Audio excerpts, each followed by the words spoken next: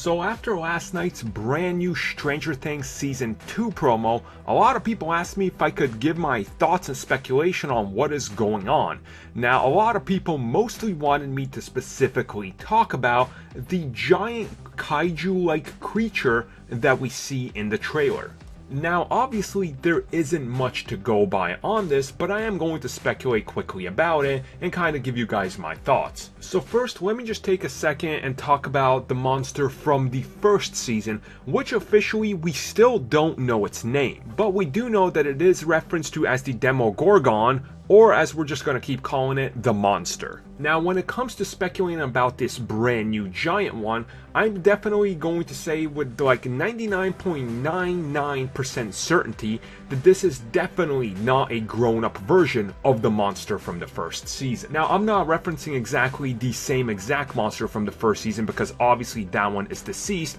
I'm saying that this is definitely not a version of it that's grown up of those types of monsters. Unless somehow the monster can grow and eat so much that it grows extra limbs, which honestly could be the thing, but for now, I don't see that as being it. Which brings us around to the talk and the speculation on what exactly are we seeing in the drawing and at the end of that preview. Now, obviously, just by looking at it, we can gather that it has 6 limbs. Now, a lot of speculation is running around that this creature is going to end up being called the Thessalhydra, which is even mentioned by that name at the end of the first season due to them playing the D&D campaign. Which honestly, I think this is a pretty good theory to go by if it doesn't even make a whole lot of sense to some people, but it could be a short nod / reference to it at the end of the first season that this is what they're going to be leading into. Now, of course, the Thessalhydra actually does have a place in our own history, as Hercules before actually defeated the beast in myth.